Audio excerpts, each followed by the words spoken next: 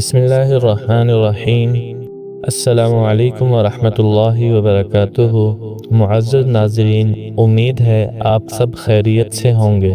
یہ حضرت عمر رضی اللہ تعالیٰ عنہ کے دور خلافت کا واقعہ ہے، جب ہر طرف مسلمانوں کا رعب اور دبدبہ چھایا ہوا تھا اور لوگ جوک در جوک اسلام میں داخل ہو رہے تھے اور مسلمان ہر طرف فتوحات کرتے ہوئے بڑھتے جا رہے تھے اور دنیا اسلام کے عدل و انصاف سے بہت زیادہ متاثر ہو رہی تھی۔ ایسے میں جب اسلام کی فوج نے مصر کا علاقہ فتح کیا تو وہاں حضرت عمر بن عاص رضی اللہ تعالیٰ عنہ کو گورنر مقرر کیا گیا، تو اہل مصر ان کے پاس آئے اور کہنے لگے کہ ہمارے ہاں صدیوں سے ایک رسم چلتی ہوئی آ رہی ہے کہ اگر ہر سال ایک خوبصورت کنواری اور سجی سنوری لڑکی کو دریائے نیل میں قربانی کے طور پر نہ ڈالا جائے تو دریا خشک ہی رہتا ہے اور پانی نہیں چڑھتا۔ حضرت عمر بن عاص رضی اللہ تعالیٰ عنہ نے یہ سنا تو سختی سے انکار فرمایا اور فرمانے لگے، یہ جہالت اور ظلم پر مبنی رسم ہے، اسلام تو ایسی رسومات کو مٹانے کے لیے آیا ہے، ہم ہرگز ایسی قربانی نہیں ہونے دیں گے۔ چنانچہ یہ رسم روک دی گئی تو دریائے نیل کا پانی واقعی ہی کم ہونے لگا اور پورا مہینہ گزر گیا، دریا آہستہ آہستہ خشک ہو گیا اور زمینیں بنجر ہونے لگی اور لوگوں کے دلوں میں موت کا خوف بیٹھنے لگا، یہاں تک کہ کچھ لوگ تو مصر کو چھوڑنے کے بارے میں سوچنے لگے اور کچھ لوگ وہاں سے منتقل ہو گئے۔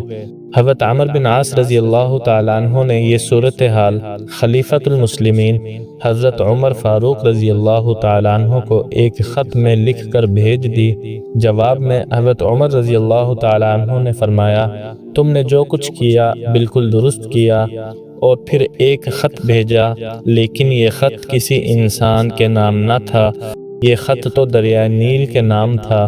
جی ہاں، جب انسان کا تعلق اللہ تعالیٰ کے ساتھ مضبوط ہو جائے اور انسان اللہ تعالیٰ کا تابع اور فرما بردار بن جاتا ہے تو کائنات کی ہر چیز انسان کی اطاعت اور فرما برداری میں لگ جاتی ہے۔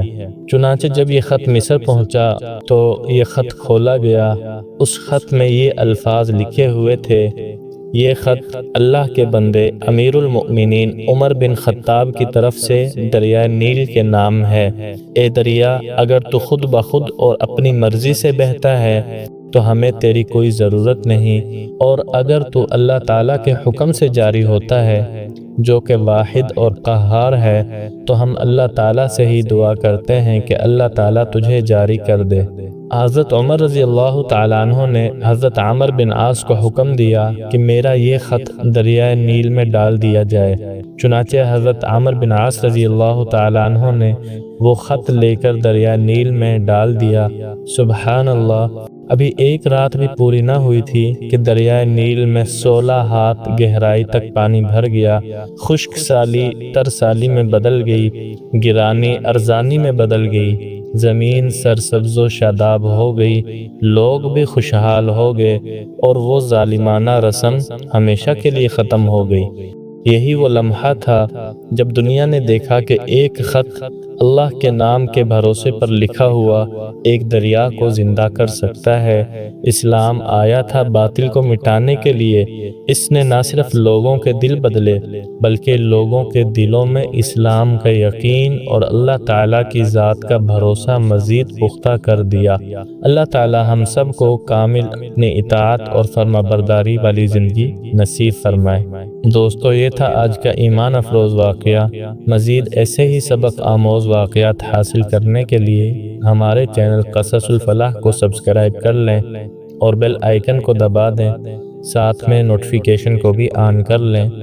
تو چلیے ملتے ہیں اگلی ویڈیو میں، تب تک کے لیے اللہ حافظ۔